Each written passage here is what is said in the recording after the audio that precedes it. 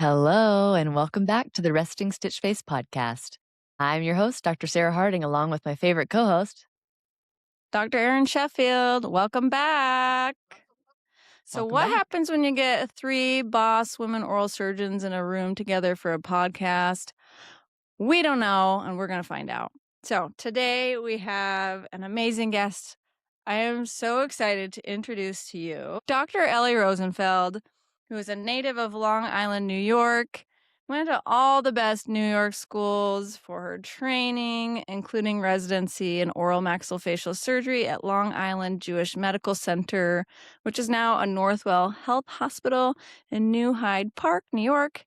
Since that time, she's been in full scope private practice and has held multiple academic positions, including on the cleft team at Northwell. And 3 years ago, opened her own private practice and continues to work in academics. So kudos to you on all of your many accomplishments, Dr. Ellie. We are so glad to have you here. Thank you. Yes, Thank welcome. you. So happy to be here. I was going to say, I feel like my worlds are colliding a little bit because here we have Sarah, who's like my real life bestie. And then I've got Dr. Ellie, who's like my social media bestie. Because let's Both be of honest, who it's not me because I'm not into that. you're not yet. on social media all that much yet, Sarah. But both of you are people that I am probably texting and talking to multiple times a day. So it is going to be really fun to have this three-way conversation. Maybe we'll have to meld my conversations from here. So excited to see where we go with this today. Yeah. And it's so nice to meet you, Sarah. I know. You know, Finally. I feel like I I've already know watched you. you. I've heard you. I know. I feel like I already know you too. The parasocial relationship, man. It's real. Yeah. I actually thought that Erin was bringing you on today to tell me that I was fired and you guys were just going to take this podcast and move it on forward. I thought it was a nice way Well, to let me down. you never know what could happen by the end. There'd be a lot of awkward silences if you did that. It's only awkward if you you make could it be- awkward. We're putting you on notice, Sarah. I mean, we'll see how it goes. I guess we'll see how it goes. So I wanted to start with kind of your oral surgery origin story. So I know you've talked before about your mom being this really prominent, busy OBGYN in New York and how you were inspired by her starting into medicine. And then I know you kind of pivoted to oral surgery. Can you tell us more about that? And then, starting your family, during your training and how you kind of maneuvered all of those things. Yeah. So I always wanted to be a doctor because I watched her my whole life and she was always helping people. And it was just so beautiful to see how she helped people and, she made people's lives better and they loved her. And it was just this like amazing thing happening before my eyes. So I knew I wanted to go into healthcare. I just thought logically it's going to be OBGYN. I'll just take over her practice. And then I got to college and I had seen multiple babies be born. I mean, I had shadowed her, I'd heard all the language, all the stories at the table. So I really thought this was it. And I got to college and I realized I was getting married. And I just realized, oh my God, I don't want that life. What a horrible life to have to just leave your kids' birthday parties, your kids' bar mitzvah, your kids, whatever, a vacation. You can't go on family vacation. She never did because she's solo. And I just didn't want that lifestyle. And I had this like kind of crisis in college where I was like, I don't want to go to med school. I don't want that kind of life. And I was looking at nursing. I was just looking at more laid back lifestyles. And my mom suggested going to dental school. And we had no dentist in the family. I had zero reference, zero anything knowledge of dental. And I applied and I got in. And I really liked it. I was into art. So I was into like, the operative and all that. And then in second year and I got bored. But I was like, okay, fine. This is my life. I'll have like 4 kids. I'll be a part-time dentist, and, in my second year, I was in the oral surgery class and I was like, I was so excited about it. And I was like, I got excited and I felt a spark inside me. And I was like, okay, like this is what I have to do. I'm going to learn more. And then, as I said in my reel, I was it was an orthognathic case. So I was rotating on oral surgery, rotation. I was doing an externship and I saw an orthognathic surgery. And I was like, oh my God, I have to do this. So you're saying you didn't pass out like I did? No, Or like no, I because, did. but Right. remember, no, not like either of you, but that was because I had watched babies be born. I saw tons of blood. I even had shadowed my mom's friend who was a general surgeon before. So it didn't faze me. The only things that got me in dental school actually were when I was pregnant, when I had to Mm. do a scaling on people with really bad calculus Oh. and during pregnancy. Mm. That's the Mm-mm. only time I had to like really step away. Other than that, I was fine. I feel that. I Mm. remember Yeah. doing a full mouth It just made my stomach extraction turn. while I was pregnant with my Yeah. twins, and there was Sorry. just so much blood, and I could smell the iron in the blood, and I Yeah. was just like, "What has my life come to? What am I doing?" Like, it's so Yeah. mundane, you're so used to it, that you don't really think about, like, this is kind of a crazy profession that we do.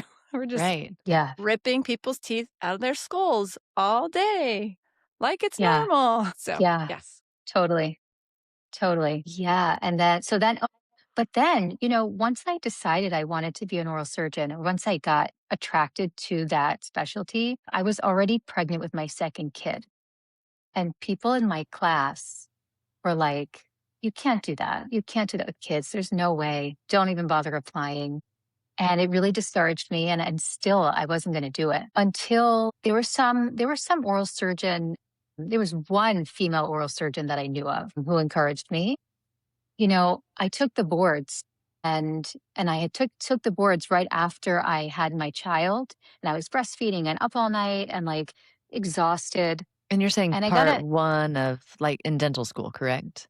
yes, Okay. exactly. Okay. Okay. And I'm sorry, I took the boards after I had my first child and I got a 91, right?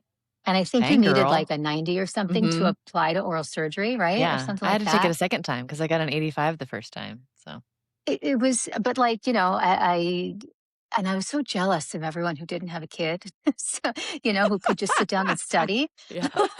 because I felt like, why, I don't want to sacrifice my future. Um, and so anyway, I had one professor who was like, one faculty, he was a neurosurgeon. He was like, listen, a 91 is very different from a 90, is different from an 89. You can do this. Um, so I basically had to ask permission from my family to like take care of my kids for me while I pursued oral surgery. And everybody was really supportive. Thank Wow, God. that's amazing. Yeah. Yeah. I mean, I don't know what I'd do if I became a dentist, I know. You talking about getting bored, right? I had the exact same experience, and I Yeah. remember I shadowed an oral surgery before I started dental school, and I had that same rush of that feeling that you were talking about, and so then when I went to dental school, I was like, "I can see myself getting really bored with this." Yeah. And Yeah. so It that's why was, it's so interesting, though. yeah. Yeah. It was like fun, arts and crafts, but I just Mhm. felt like, another thing, I felt like I didn't like relying on materials. I felt like the body's ability to heal was so amazing. And I Mhm. loved the fact that you could make an incision and do something and close, and then the body's going to heal, as opposed to doing like patchwork with these like artificial materials. That Mhm. I didn't like so much. But like I felt it was arts and crafts, a little boring, but Yeah, so then how many Mm. kids do you have now? I have three, Okay, boys. all boys. Oh gosh. Yeah. So, tell us what was it like going through Mhm. training with multiple children? What tips? People always ask me, "What tips do you have?" And I'm like, "I have no idea. I was Same. out of training before I did that. It would be very difficult. I don't know the tips. I What tips do you have?"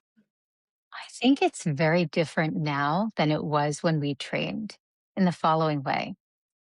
I think now the programs really listen to like work hours and like paid time off or maternity leave or whatever.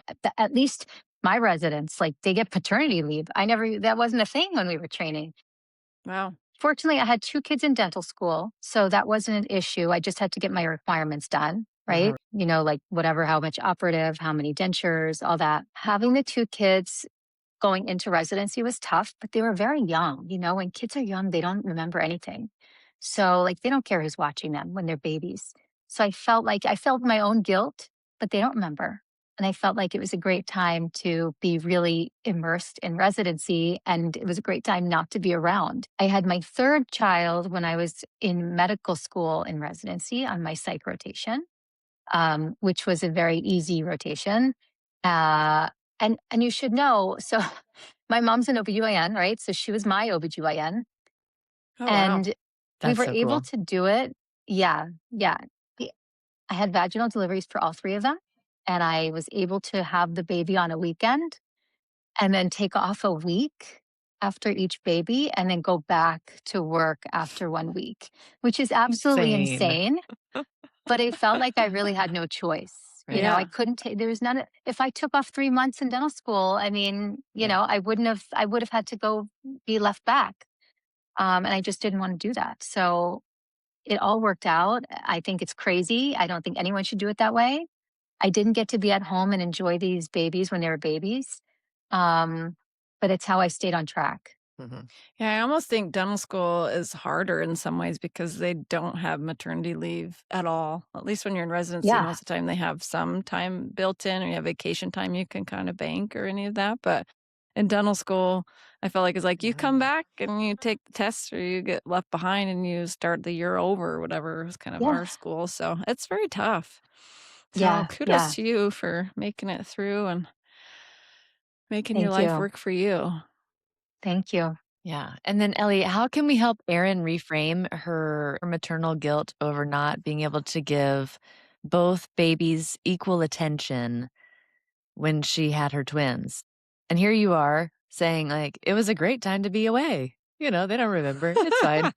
And I'm like, how can we meld this? How can Oh we? my God. I can't even imagine twins. I I can't know. even imagine.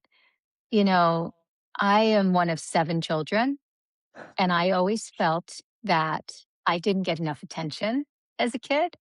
My mom, she couldn't divide herself evenly, so the kids that were the loudest and the least behaved got the most attention, So and that I was was very you. good. I was good. I I was know good. you I were. didn't need any I attention. don't see you as loud or misbehaved at Right. all. No, I was the quiet oldest. I was the oldest, and I did my Oh. thing, and I helped take care of kids, but I got the least attention. And I always felt like I want quality over quantity, and I want to give all my kids enough attention as much as they need. And so I had to stop after 3, and it was one at a time. I do not know how you do it with Mm-mm. twins or, multiple births. I just don't. How do Mm-mm. you give yourself? I don't know how you do it. You just do. Yeah, you just do it. It's like That's when a you lot of things have we do. babies during residency, you just make it happen, you Right. know? Yeah, And you look back on it and you're yeah, like, "Oh, we all survived. How?" Right? yeah, it's true. Well, the other thing is that I only applied to residency in New York because my family and my ex-husband's family are from New York. And so I knew we needed all the family around to help take care of these kids. So I applied to all 16 programs in New York. I ranked all the MD programs first, and then I ranked all of the 4-degree programs after because I knew I wanted a 6 year. And that's how I did it. I Wow. couldn't go Wow. outside. Love that. Yeah, And it worked. Look I at that. I had the and same it worked. strategy. I only applied to the Iowa programs because of my husband and his proximity. Yeah. But the problem with Iowa programs is there's only one. Okay. Oh, Not really? quite Yeah, the that's same right. vibe. Your story sounds like much more reasonable or something. I don't know. One day I'll dive into how I did it. One day. So, one of my favorite things about you, Ellie, I think you're so well spoken. I love how you communicate. And I think you have strong opinions that you're unapologetic about, but you deliver it in the most like authoritative but approachable way. Like somehow I feel like you're like calling out the BS, but like in I try. like a motherly way, like, I know you need to hear it, but, like, you're not, like, really shaming us, like, fully. I don't know if you know what I mean, but so I wanna hear No, from that's you. great. I'm glad I come off that way. I wanna hear from you. I wanna get a strong opinion from you. What's a hill you'll die on clinically, or maybe not even just clinically, philosophically in our specialty in oral surgery? Can you pinpoint? one or many? Oh, there are so many. Mhm. I knew you'd have many, so Yeah. I think without, I'm not sure if this is where you're going with this or you're truly just asking me open ended, Open-ended. but open-ended. I so believe in educating our patients and really making them understand something and letting them choose what, which way they want to go. There's nothing, it's so sad when you see a patient who came in and who was like just told they needed something and they had it done, and yet they had multiple options. And I truly believe that if patients could just know their options and they have agency, right? They have the ability to Mhm. choose. They'll be so much happier and so much more confident in their choice. I've spent so much time all day talking to patients, much more than operating, I think. Um, Preparing them, answering questions, telling them how, this could happen, explaining how to take the pain medication to stay on Mhm. top of the pain. And I feel like my patients are so much better in the end and have such great experiences because of this. So I have many hills, but this is one of them. I I like love that. that. And it's I Go interesting ahead. because I feel like I've always been chastised for doing the same thing. Like, "Why do you Mm. you don't need to be the one to talk to them about all of these things." And I'm like, "Well, if I don't do it, I'm not sure that it's actually gonna get Mhm. done or it's gonna be done Correct. correctly," you know? Correct. Absolutely. Absolutely. I agree too that like the patient, I really want it to be a collaborative decision-making process. And for Yeah. example, I'm now dubbing myself the coronectomy queen because I feel like that's the only thing I talk about on social media anymore. I'm lecturing on it. I'm talking about it on social media. I do it probably almost every day in my practice. And I think a lot of surgeons will approach that and say something like, "Well, why are you doing that so often? Are you getting that many paresthesias? A bad surgeon, and so you're offering that instead of just taking out the tooth." And that's not what it's about. Almost always, it's fine. Like, I think I'm a good surgeon. I have good success rates. We hardly ever get a permanent paresthesia. So I think I'm definitely in line with the research on the low end, when it's like well less than 1%. But the thing I say to the patient is, but if I'm wrong and we go ahead, then you're the one that pays for it, not me. You're the one that has a numb face Mhm. for the rest of your life, not me. Yeah. So unless you sue me over that, it's really no skin off my nose. So I want to be able to have that conversation, lay the options out, and then they get to decide whatever they're most comfortable with. And I get Mhm. patients every day like, no, just do it. And sometimes I'm annoyed because I'm like, I'm kind of like trying to steer you, like, let's not just take the tooth out because Right. I'm a little more nervous about this one. But, and some I'll think, oh, we could probably go ahead and be fine. Like, no, I want to do the coronectomy, but they get to decide. Mhm. It's like true informed consent. Yeah. Absolutely. And the other thing that I say to all of them, which doesn't even need to be said, it shouldn't need to be said, right? But like, this is what I would do. This is what I would tell you if you were my mother, brother, sister, kid, Mhm. whatever, family. I mean, Mhm. that's how I've always practiced, and that's Mhm. how I try to teach my residents to practice. Because when we train, we always think like maximum resident benefit, right? MRB. Yeah, and you have to Mhm. shift your mindset as a practitioner, right? Like, Right. what would I want from my mom? And no, I wouldn't recommend being more aggressive. I'd recommend being more conservative. And it's really a mindset shift, I think. Yeah. That was always a big problem that I had in residency because I already had that thought, and it was how this is how I would want to be treated. So this is how I will treat my patients. But I understand the maximum resident benefit, but it was so hard for me to appreciate that. And then in that way, I feel like I kind of sold myself short a little bit on opportunities that maybe I could have gotten, but I Hmm. still feel okay with it, right? Because I think I did it the way that was true to me. And I Yeah. don't know. Well, I think you're unique, Sarah, because I mean, I am that. teaching two resident, I've taught in a couple of residency programs, and the residents are not that way.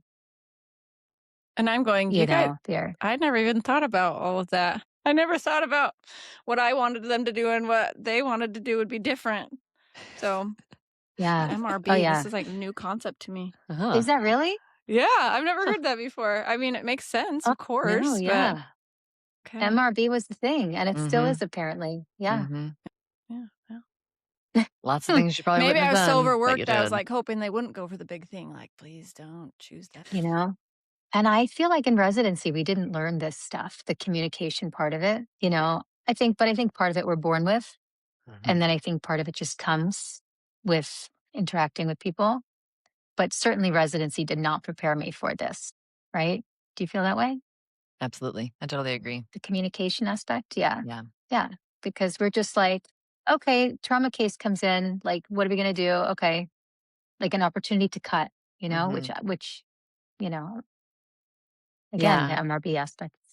I remember having a patient, my 3rd year probably. She came in and had, I wanna say, like, osteo or something, and we had to do sort of a bigger resection, and she had bounced around a little bit and then had delayed care, and that's why she was in this situation. And I still think about this all the time for whatever reason, but I remember sitting down with her, and I'm a 3rd-year resident, like, what am I, right? And Sure. sitting down with her, and she was really upset, and I was there with her and her husband, and I remember saying to her, "Everything else that's happened before now has happened, and we can't do anything about it, but today is day 1, and from here on out, we're gonna take care of you, and you'll be well taken care of, and we'll make sure that we do it right. I'll explain everything to you, and we're gonna make it better, and you're gonna live your life." And I remember thinking as I was saying it, "Where did that come from?" You know? But the number of times that I've said that since then is a lot, actually, and it's interesting how I've used that, Wow. you know. Like I said, Sarah, you're unique. I don't know any residents who would talk to a patient like that, right? I Right. mean, It's weird. at least, Yeah. yeah, that's amazing. So, are you taking time to teach residents some of these things that you've learned that like cuz I think you have that benefit of being in private practice and kind of holding that patient Yeah. experience where it really matters in that setting and then you're also going and working with them. I also think sometimes there's just so much has to get done in that setting that it's kind of hard to make space for that too. It's hard. They don't see that aspect. I bring patients to the hospital, like I bring my orthognathic patients to the hospital. They're my private patients and they operate with me, like first assist me. But they don't come and shadow me in the office, most of them, to see how I speak with these patients. And let me tell you, before orthognathics, spend I spend multiple appointments leading up to the surgery, but I have a Mhm. dedicated pre-surgical discussion appointment, which takes like an hour at least. And I have very detailed instructions that I've compiled over the years to address every single thing that could pop into their head and occur to them and come up post-op, and I spend so much time preparing them. You're going to be super swollen. You're going to have nosebleeds. You're going to, you're not able to talk. And this is what you have to do. And this is how you take your medication. And my patients are so like over prepared. And I wish the residents would come and see this. But they tell me, the residents tell me that in the hospital post op, taking care of my patients do amazing post op. And they say they're very low maintenance because my patients are already like they know what's coming. As opposed to there's another doctor that I used to work with who didn't really spend a lot of time with these patients post op. And every single one of those patients, unfortunately, I remember seeing his patients post-op. They were crying, Mhm. emotional mess because they're like, "Oh my god, everything is like a huge surprise and nothing like they thought." And that taught me such a valuable lesson about emotional preparedness. Really, that's the secret. And that's all we did differently, Mhm. you know? And so the residents would see the difference between how this doctor's patients would do in the hospital post-op for those, 24 hours they took care of them and mine. And I would tell them how I do it, but they never saw me in action. But hopefully it's making some kind of impression. I wonder if you That's could so record powerful. one of those consultations, one of those specifically for that Yeah. reason, because that's one of the things that I think that we all miss out on, and I think about this all the time now, is I wanna know how other people do their consults. I wanna know what they say in the room. I wanna know how their patient interactions go. I don't know how to get out of the room because I talk too much, and so I don't understand how you can have a short consult, No, I know. It's so so I true. would No, my orthodontic consults are like an hour, right. an hour. Number one, I have a lot to say. Number two, I don't want them to feel rushed. They have so many questions and I never want to rush them. So I allot an hour for my orthodontic consults. But yeah, I know you're right. We never get to see each other in action. Right. Yeah. I've always been like, I want to do an episode, and maybe we'll have to have you back, Yeah. Ellie, where we just have everyone give their spiel. Like, okay, what do you say about the nerve damage part? Like, Right. what's your sinus Nerve thing, damage is I easy. wanna I know, I Do you just want me wanna to tell hear you how now? people yeah, let's hear. I Let's just hear wanna it. hear how other people say. I So, just am so curious. with orthodontics, I say, look, first of all, it's lower jaw, not really upper. Upper is very temporary. Lower is much, it takes a lot longer. But what I say is this whole surgery is designed to go around the nerve. The nerve is not cut. However, the nerve can be stretched and the nerve can be compressed by all the swelling. So, you know how when you sit on your foot, right, you sit on your leg funny and your foot goes numb, right? And then you just shift your position and then the nerve starts coming back. You feel the pins and needles, the nerve starts coming back. With the jaw surgery, though, this pressure is on the nerve for like 3 days, increasing pressure because the swelling's increasing, right? Until the peak of the swelling. This pressure is compressing this nerve for the first 3 whole days. So that's what the nerve falls asleep, just like your foot falls asleep. And then as the swelling starts to come down, then the nerve starts to like come back alive and wake up, but it takes a lot longer. Um, and it takes months to even sometimes years. And I say, if you're young, if you're in your teenage years, comes back almost 100%. It comes back like in the 90s. And that's true. Over your teenage years, 20s, 30s, 40s, and 50s, every decade, the nerve's recovery is less predictable. And in your, I do a lot of surgery on 30-year-olds, in their 30s, they could have like 30% chance of, I say, some altered sensation. I don't say numbness. I don't say, I try not to say numbness because it's never really a true anesthesia, Mm-hmm. but I just try to prepare them. They have a good chance of having some area that doesn't feel the same as it did before. And, and this is also huge. And back to what we were saying about agency and patients making decisions. In their 30s, they better have a darn good reason to do this jaw surgery, Mm-hmm. not just for cosmetics, because of that chance that Right. why would you cut the lower jaw and risk some paresthesia, even if the surgery is executed perfectly and flawlessly, just that pressure alone on that nerve, they have a good chance of having some paresthesia and they better know why they're doing this surgery. Yeah. And I let them make that decision, but I just educate them and explain to them, you know, the risk.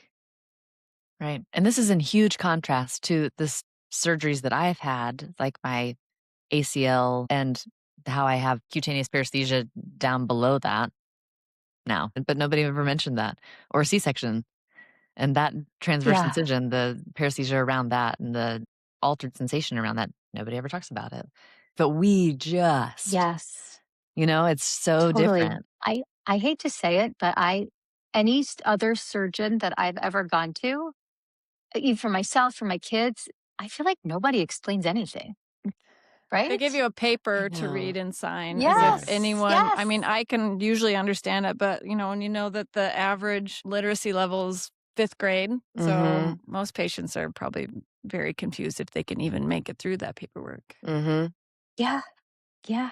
It's true. And the patient, I would never be like, oh my gosh, but you never told me. But I kind of, like for example, if my son had a surgery on his arm, right? And like he has some numbness around the incision. I knew that was going to happen, but no one ever told us that, right? Yeah, Right. Yeah, it's sure. crazy. I Mm-hmm. know you were saying that, Sarah, but like still, I mean, it's Right. It's it's surprising. universal. It's not just Mm-hmm. you're a surgeon. Mm-hmm. Right. Yeah, So then, Ellie, crazy. what's something so as a person that teaches residents, so you've been on both sides of it. So what is something Yeah. that commonly gets taught that you kind of wish that we did a little more questioning about it? Like something that's just common, just common. This is just how we do it. Like in oral surgery, what is something that you learned in residency and that you find that the residents are learning in residency now that's just common that you're like, well, we really need to look into that. How in what capacity? I know Hmm. one. I know one Okay, for go. you. Okay, let's hear it. The nose Go. blow test. Oh my God, yes. Like the Valsalva? Yes. Is that what you're talking about, Erin, the Valsalva? Okay. If there's a sinus communication, yeah. Yeah, Yeah. that's a good one. Although I don't know if oral surgery residents are learning that. So that's why I wouldn't have Okay. brought that up. Right. I think GPRs are learning that. Like I Mm. remember learning that in dental school Yes. in my oral surgery class as a D2. I remember them teaching that didactically. I don't remember learning that in residency, Right.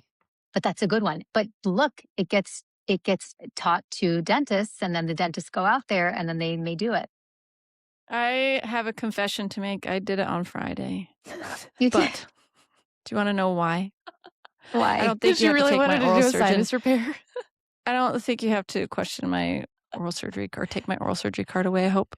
It's because it was hard to get back there. Like somehow I can get back there and take out like number 1, Right. but when I come back after healing, it's just like It's swollen impossible. enough, and with the wake patient, all that, it's so hard to get back there It's sometimes. like why I hate And taking was out having sutures up there afterwards. I'm like, how did I even get up there? I how have no did idea.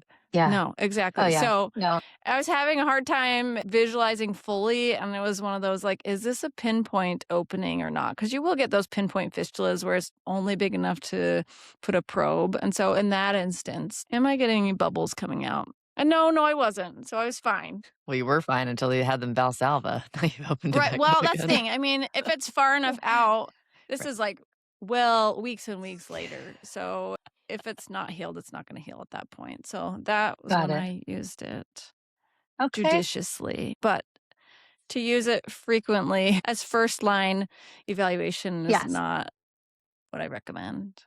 Was that Well, the okay, other thing Dr. is, Ellie? Mhm. and that's a good one. But the other thing is, Erin, you can fix it if it's a problem. So you kind of, Right. you're in your domain, you know, Definitely. as Yes. opposed to dentists out there doing it, blowing up open the hole, and then, oh no, Yep. send It's to the oral open. surgeon.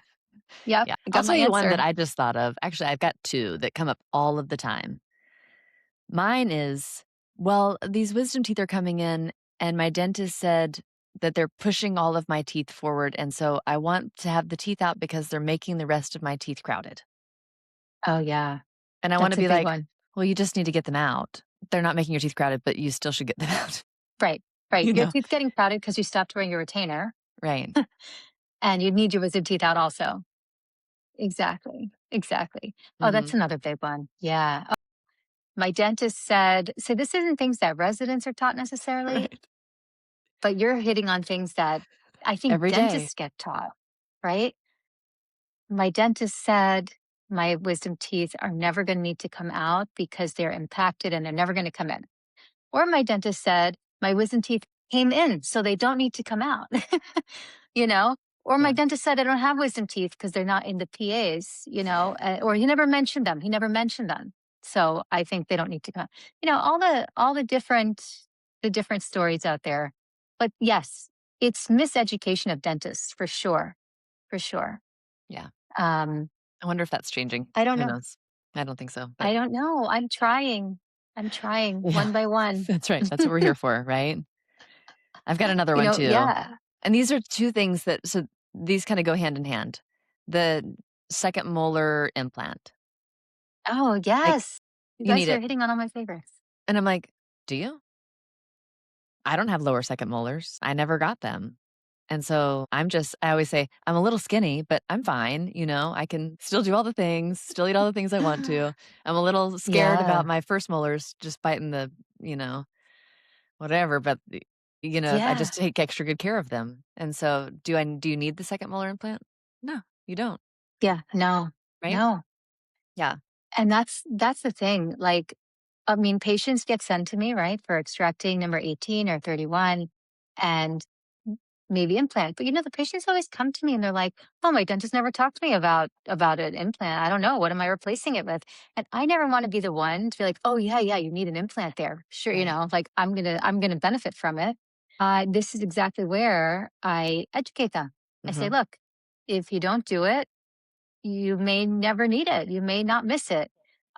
If you don't do it though, your upper second molar might super erupt. It might, and then might need to come out. Um, but this is where. So this is what I do actually in those situations. I don't know if you guys do this. I'll take out the lower second molar. Mhm. And many of them, I know, Erin, you're not going to graft anything. Okay. But Not That's not anything. true. it's, Come on. Misinformation by Ellie. sorry. You're She's going to be rage a lot baiting less me. well, you will graft if it's indicated. Yes. I think I graft more than you do. But what I'll do is I'll say to them, listen, you go home. I'm going to take the tooth out. Go home for 2 weeks and see how it feels with no tooth, That's what I say you too. know? Mhm. And It's if gonna you feel feel weird. like, It's yeah, gonna it's be a going to whole feel extra zip weird. code for your tongue to live in. That's right. I say, if you miss that tooth and you think you really want an implant, come back in 2 weeks later. I'll put a graft in, we'll close up, and then you'll come back and have a graft. And if they happen not to need the graft, then I'll say, come back in 3 months and we'll look at the bone and then you can decide. But I really try not to push it on them because look, they got it. They got that tooth rotten in the first place. Right. And that's what I tell them too. Like maybe you can't floss well back there or something. You're still going to need to do that with an Mhm. implant. Yeah. Because at the end of the day, let's talk about a guy that is, a bigger guy with big old cheeks, right? And he comes Yeah. in, he's got number 15 that's cracked and rotten, and he wants to have an implant. So he's already got a little bit of gingival recession because he's got bone loss because of this, you know, inability to really care for it. I'm having a hard time taking the tooth out because he's gagging and his buccal fat pad is just trying to jump out at me. And then he's like, "And I'd like to have an implant." You're like, "Why? Not 15. Why?" So you're, like, fighting all of No. the elements, and then you don't Yeah. even have the good periodontal architecture to support it, and so it's always gonna be an issue. But you forgot to make Yeah. him an osteoporotic old woman. Yes, true. That would have been better. Yes. Yeah. That's right. So, That's right. yeah, Yeah. I don't know. That's a There's good lots one. of those, yeah, Lots lots of of those. those. So you talk about so many of these things on social media. I think I've heard you talk about all of these topics probably. What is there a topic that you've talked about that you got the most kind of pushback on, or is there anything that kind of surprised you how much fire rained upon you after making the video? Oh Spill my the gosh, tea. my premolars. My premolars. Oh man, taking out 4 premolars.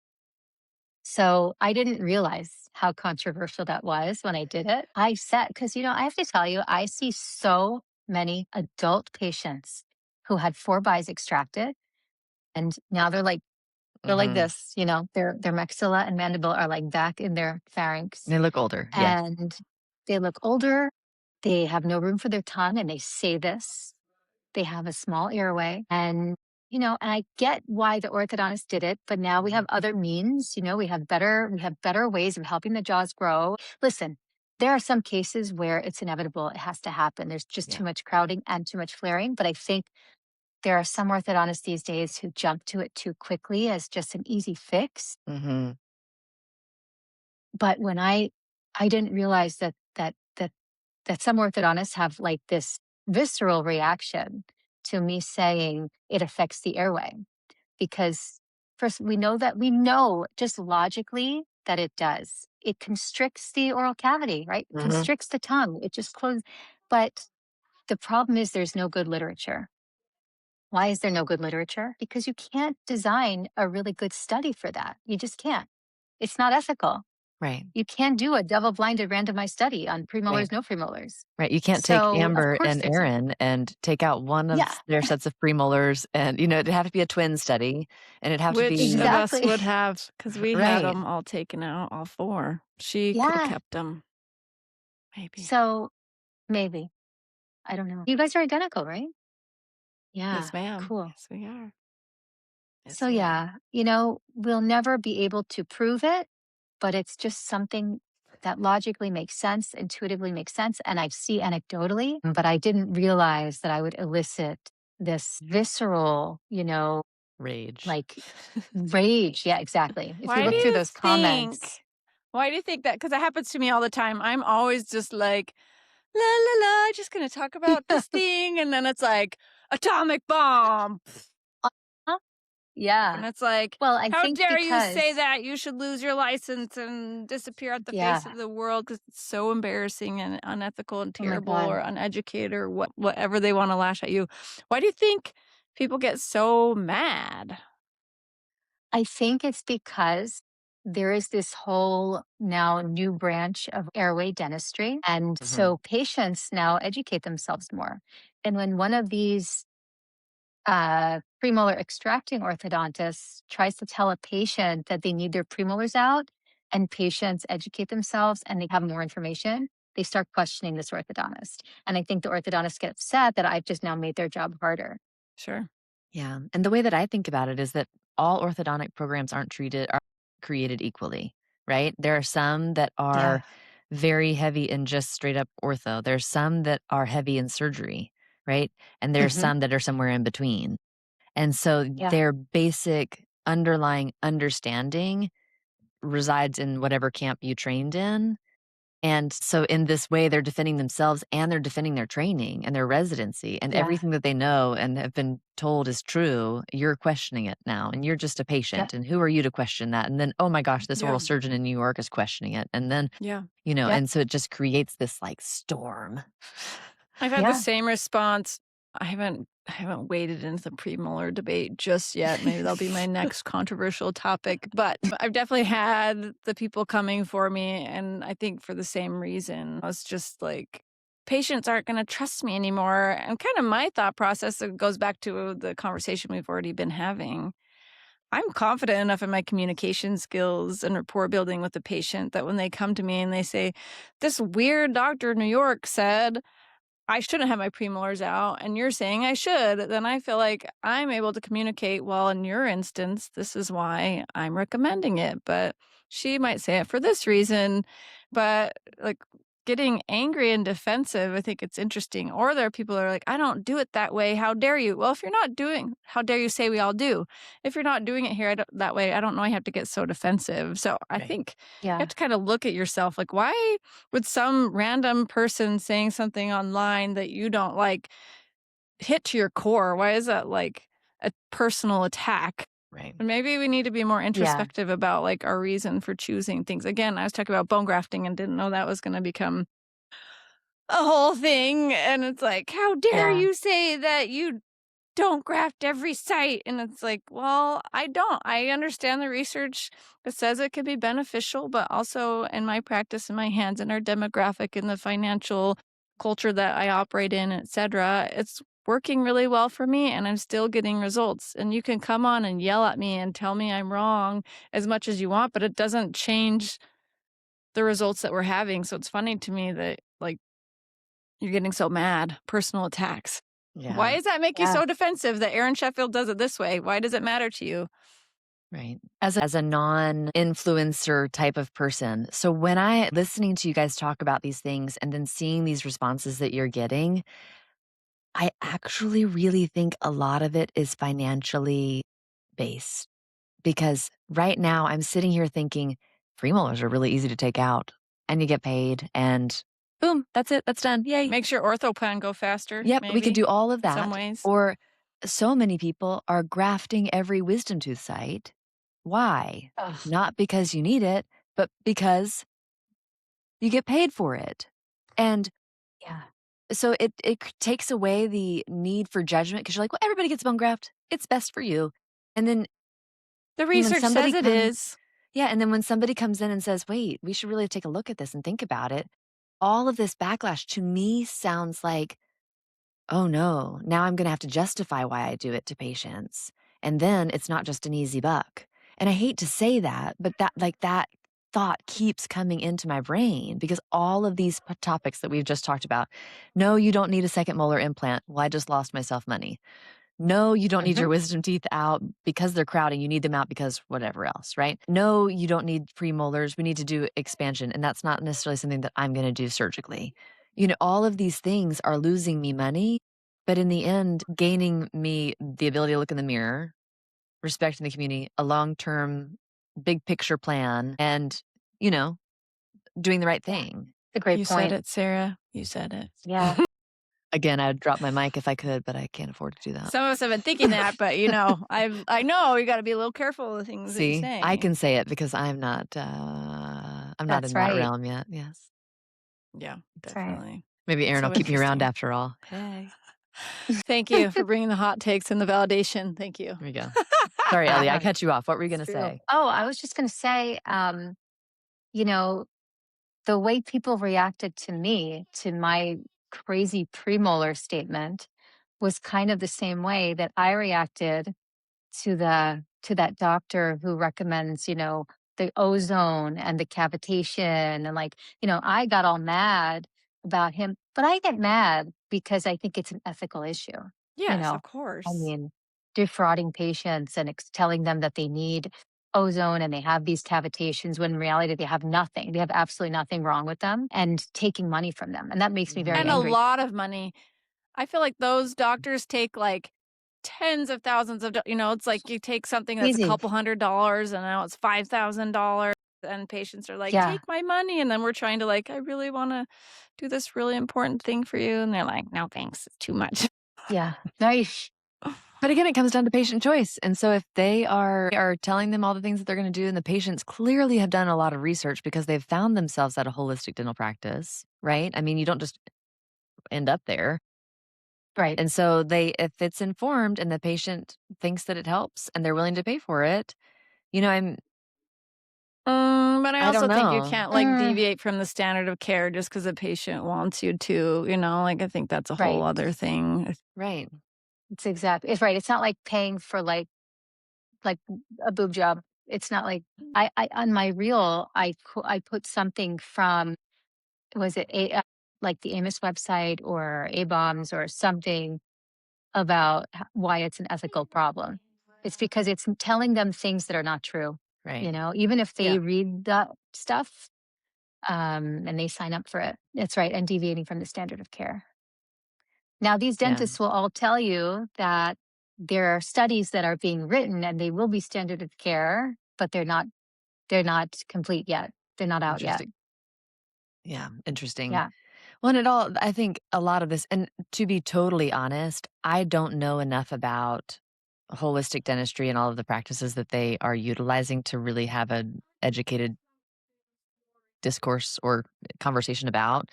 Um, but from the things that I have heard, it's like, well, I'm going to take a CBCT so I can look at this healed third molar site, and then we're going to decide with that what holistic things that we can do. And I'm like, okay, so you're introducing additional radiation that's probably not necessary in order to promote this treatment plan that you have decided. And so that is in total contradiction in my brain. I don't Yeah. know. That's the only Yep. thought that I have. And yes, I looked it up for that reel that I did. Ozone has some properties that it's bacteriostatic, I think, or something. It's antibacterial. It promotes tissue healing. I don't know if you guys remember from SICU, they gave it to patients who were having some like atelectasis or Really? whatever, right?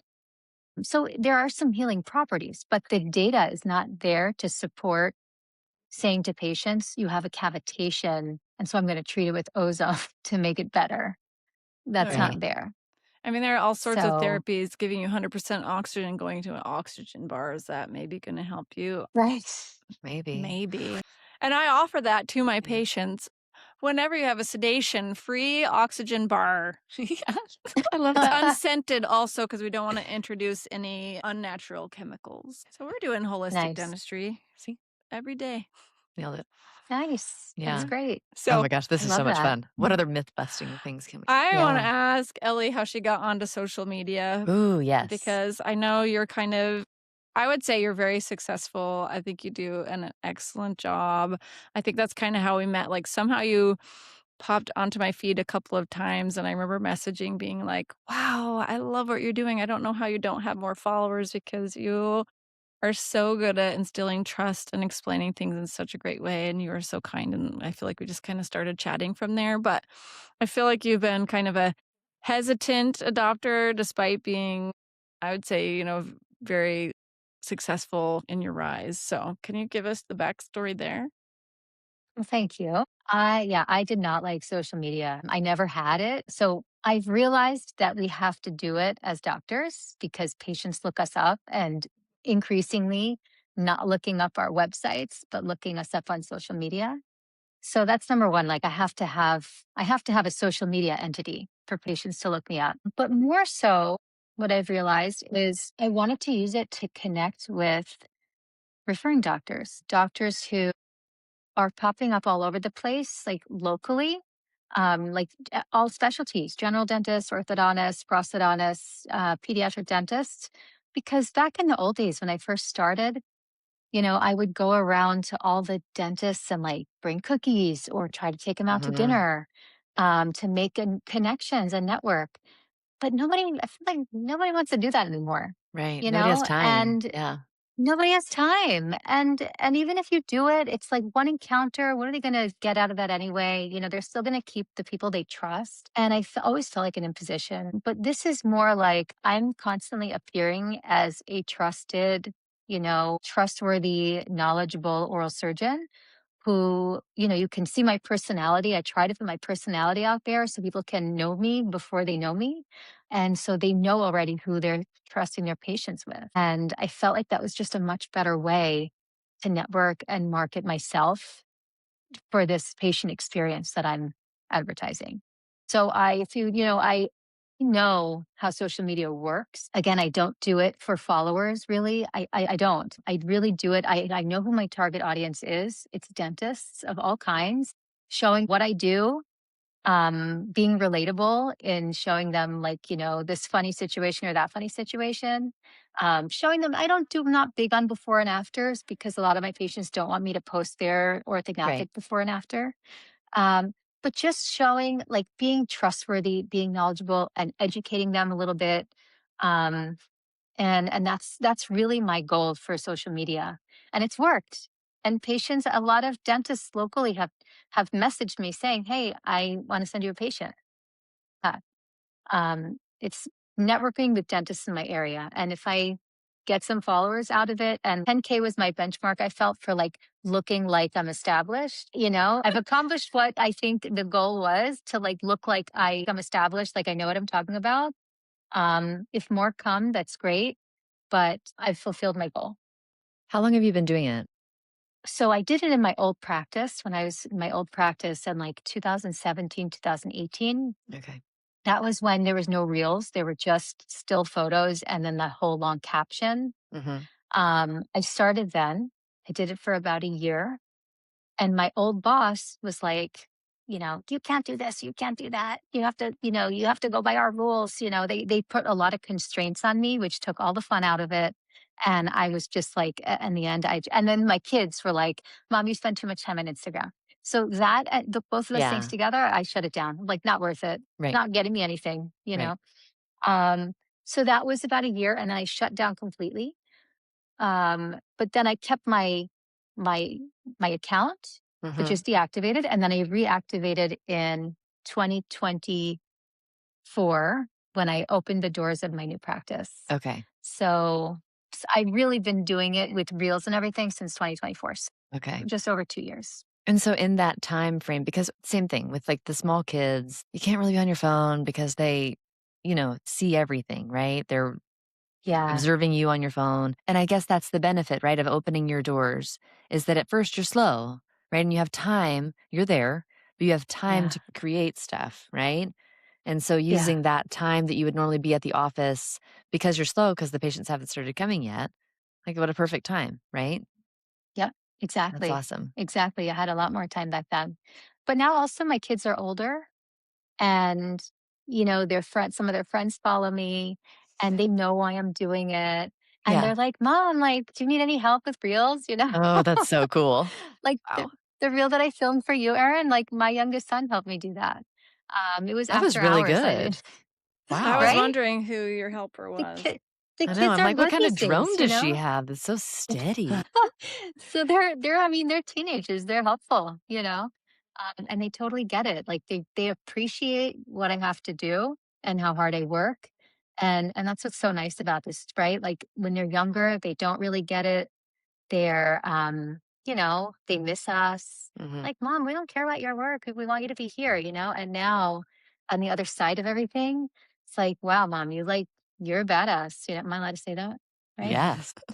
You know, you're awesome. You're a rock star. And it's really, really nice when they appreciate it because it's really Yeah. all for them. Really cool. Love that. Mhm. Well, I love hearing that perspective from you. That's something that, I've been lecturing on social media to doctors, and that's like a big point I'm trying to make. And I love hearing and seeing you doing it in real life.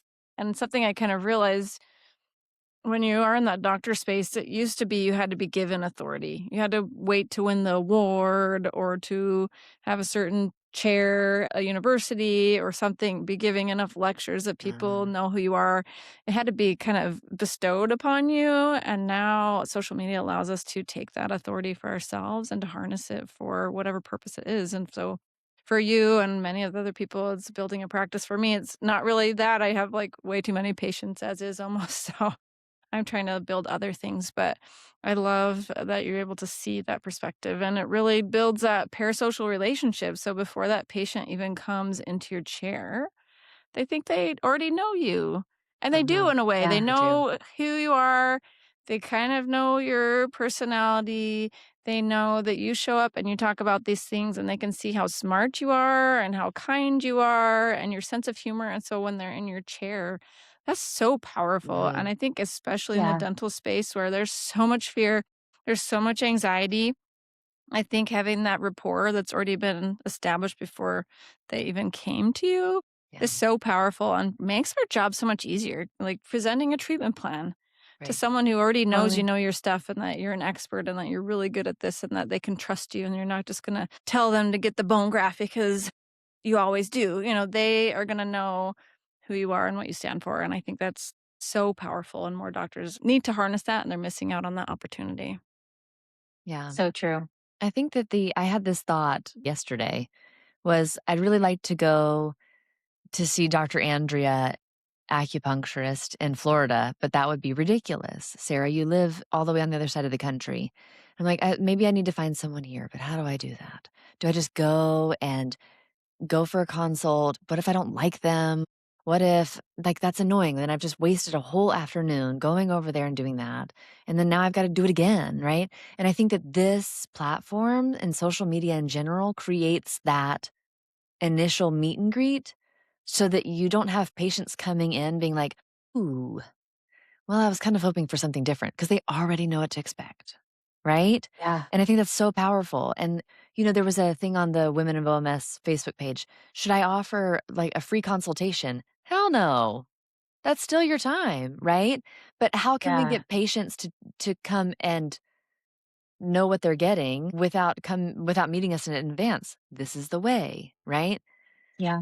And so I And think you that might Exactly. get the people that are willing to go all the way to South Florida for acupuncturist oh my Dr. gosh, because she's Andrea so funny. because I love her. you already like, why would you Right. wanna go to anyone else when Right. she's the one? It's so Yeah. powerful. No, that's so true. It's so true. And I do, and patients do.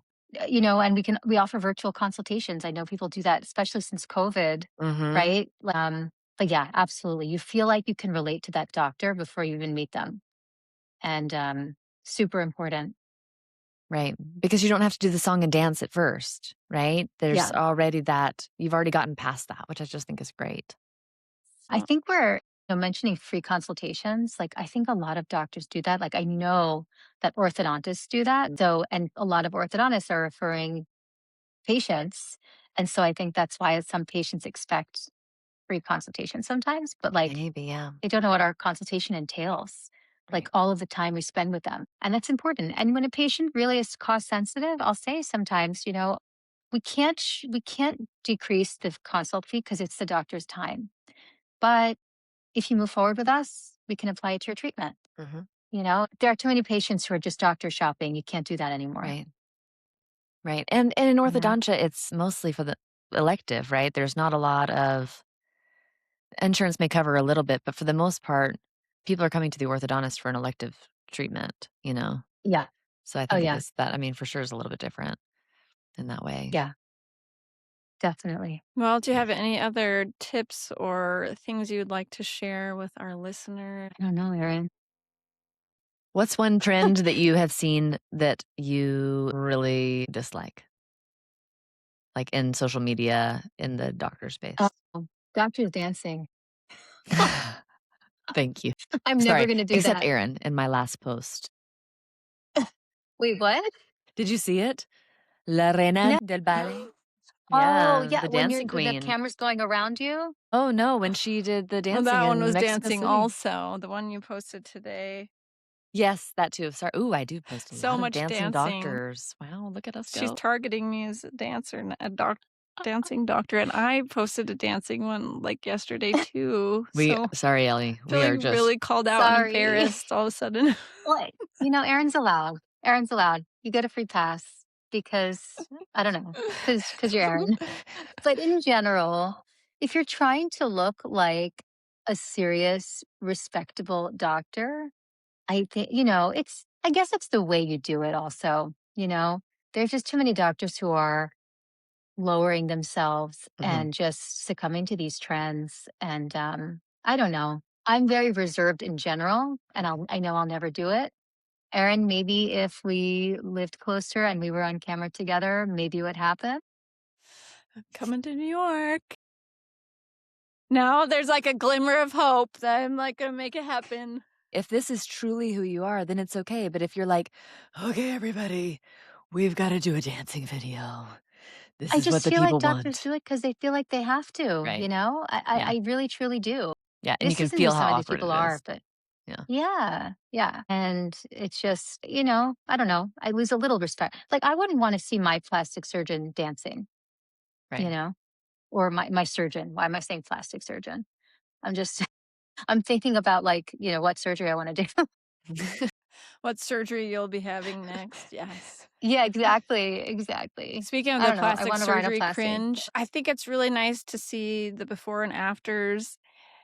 I also think, how do they get away with it? They're, like, completely naked pictures minus maybe, like, a flower on their little nipple, and, like, they don't get taken down, and I show a tooth, and it's, like, gory content, you know? It's like, So so how do true. they It's get so away true. with Right. it? Yeah. But the other thing I hate when they repost pictures from their patients, like, "Love my surgery from my doctor," but it's, like, sexy lingerie picture for their boyfriend or something, and then, like, I don't really wanna see I want it to feel more clinical, like my doctor's, like, respecting, like, the artistry of what was done, not Yes. like, "Look at my sexy hot patient." You're just mad because you can't make a third molar site look sexy. I could. I You could. could. Yeah. But Check I I bet out you hate that, this could. and then when they put the vestibule. caption on there too, that's like there's one surgeon somewhat close to our area that'll be like, "Hot Mamas Club," or from, like, our patients or something, and I'm like, it just makes me feel really uncomfortable. I don't wanna feel sexualized by my doctor. That's just, like, Yeah. crossing a line. No, it's so true. The worst is when you see the patient is on the table and they're asleep and they're like having these like weird sexual positions of the sleeping patient with just the I've never seen boobs this. and the butt showing, the Brazilian butt lift, Oh god. I and don't it's like with sexy music, it's like porn music and the boobs and the butt, right? Have you seen this stuff? Yeah, No. I don't know I'm if I've so seen to glad that this is not my extreme, but, like, algorithm. I they're hope my laying on phone's the not listening right table, now. and they're, like, doing a Sorry. transformation, and they take, like they're, like, smushing the boobs together, and then to show, like, and then they take their I'm trying to describe for people listening, like, then they take their hands off for the transition, and it's, like, magic boobs, but you're just like, "Well, that Yeah. was I don't yeah, I don't." And kudos to the women that are, like, letting their full face be shown and their, like, full naked boob pictures. I'm like, "That is confidence, man." Like, I had my Yeah. plastic surgery, and I'm like, "Would I let him show my body and my, like and my bra and my underwear even? Maybe. Probably I mean, I without my guess I would face, but, without my like, face. whoa." Yeah. I Yeah, don't but, know. Oh like, with yeah. my face and, like, full breasts out, whoo, I mean, confidence is Yeah, wow. that takes a lot of But confidence. that's whole different, like, so not our world. Yeah, Can you yeah. imagine? It's Yeah, a but I don't know if I had orthodontic surgery, would I want it posted? I mean, I don't know. I mean, it's hard to say because I talk about my genioplasty, I talk about my MARPE, I talk about my buccal fat. Like I talk about my whole face, all the things that I'm doing to it. And I post about it my before and after. But like, I don't know if I was a regular private person without an Instagram account, would I want my face on there before and after? yeah. I don't know. It's hard Well, to I've even say. had patients where Right. I remember I had this older gentleman, and I'm like, "I make content for lectures and for social media. It's educational. Would you mind if we shared some pictures and x-rays?" And he's like, "Sure." And then he comes back the next week for his post-op, and he's like, I talked to my wife, and she says, you better not, like, privacy, privacy, privacy. Like, oh my gosh, like, Oh, this is terrible. Take him down." And I was like, "Well, I totally appreciate that. But I also want you to know it's just like the picture, like this corner of your mouth and your x-ray. So, like, no one will have any idea that it's you." And then he's like, "Well, yeah, I guess you're right. That's fine." But, some people are very private that even the up close tooth picture is too much. And that's fine. That's why we get Mhm. consent. That's why everyone gets to decide. yeah. Yeah. Except But you Yeah. now. You don't get to decide. You don't get to take those pictures anymore, Prism. This is the trend That's that I am just, not liking. Aaron and I have talked about this, and I have decided it's so frustrating, right? Because you don't ever see any of this stuff in medicine. And so we're unable to get that educational component from the medical side of the house because all of them are hospital employed and they're all getting in trouble because some people made mistakes with being yeah, silly with social media. And sure. so now nobody's allowed to post anything. And so the amount of content that you get from dental is significant, especially when compared to medicine. And it's Yeah, because, that's true. yeah. like, we're not as owned as medicine is, and Yeah. except Aaron now. And and it's just so frustrating because it truly is educational, right? Right. Yeah. So for Yeah. context, our corporation just dropped a pretty heavy-handed social media policy, and so no recording on site on any property. So it sounds like I can't even talk in my office, which is like a big part of my day. It feels really weird not interacting with my people during the day. And also no patient information at all, even with consent, unless you get permission from like the VP and the lawyers. And I'm like, should I just send them something every week? Right. Maybe that's what But you it's should do. frustrating Some of our because, That's dentists. like, just that so same crazy. afternoon, I had a patient come in and she was like, "Oh my gosh, I love your TikTok videos. I love them so much. I get so much Um, all of my dental education from you, and if you're not gonna be able to do that anymore, where am I gonna get it?" And then she even had, like, an interesting case, and she's like, "You can totally use my pictures, like, share it, help people." And I'm like, "I can't." And so it's frustrating wow. that these people are wanting to share, they're happy to share, and like you said, it's Mhm. helpful for our practice for people to see, one of my Yeah. friends, Laura, was like, "The community is gonna lose so much," and I'm not sure which community Yeah. she meant, but I've said so many No. things lately where it's like, "Here's this really cool coronectomy case," because again, I'm the coronectomy queen, where the tooth moved, like, 6 millimeters up, and we took it out, and, like, it was great, but I'm afraid to even, like, sign the consent because now is that flagging me? Are they gonna be watching me? I don't know. I still have a lot of questions, and hopefully we can maneuver some things, but I think you should it's turn it into a frustrating. puppet show. You should create a little background, and then you can create what the tooth looked like, and then you can show it, and then you can be like, "Loo, loo, loo, loo, loo, loo, loo, loo, loo, bing, Can 6 you make the millimeters." puppets? I will Yeah, totally yeah. 100%. I love arts and crafts. What if you do, one of those filters that makes it cartoon? Could you do Oh. that? I don't even know You about that. know? I have a lot of I don't research to do. know. I'm so curious. Well, one of them is even like there was a question and it was like, what if frequently asked questions type of thing? What if you de-identify all the info to like put on a forum to ask other doctors about? And they're like, no, because that's against the law. And you And I gotta was get like, some that's not clarity. against the law. How are you supposed to How's that communicate against about the patients? law? So you can't get a How's that referral from an against the outside dentist and law? have them send their x-rays? I'm confused. Well, not on social media, I guess. I don't know. And But now it's to email. protect my butt, I should probably say hashtag these are my own views and not of the corporation. Right. So I did it. Yeah. So yeah, it's frustrating. You And also it's need to find frustrating that out, go ahead. I was gonna say, if you can post someone else's stuff, See, that's what I'm we sure talked I right? about can too. post someone else's stuff. Yes. I mean, I would think. Well, I would You would hope. think. You would hope. Yeah. You would hope. Yeah, you gotta get some more I need information. some more That's clarity. just I don't yeah. and I have I have a folder that I try to keep up, but there's still stuff that's not even there. I have like 3,000 images that I've collected along the way. Amanda Hill would say, know your worth and find ways of leverage. Tell me how many oral surgeons are in your town. 1. Tell me how hard it is to recruit oral surgeons to come to Quincy, Illinois. Hard. Even though I've been trying. Hint, hint. Anyway, but you can say, and then you have this stupid non-compete. And so if you're like, if I can't practice the way that I want to practice, like you can't enforce this non-compete because Yeah, you're taking away half of my practice.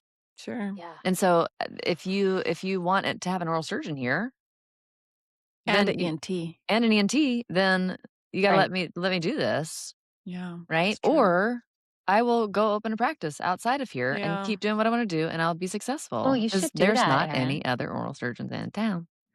Even Dr. Harding, who would love to come and Guys, work with us, I but got she smart still won't. friends. We will come up with some strategy to continue to Yeah. leverage Yeah. the Yeah. amazing content, the amazing clinical content coming Yeah. from you that the There's always a world is way. just crying about the potential of losing. Yeah.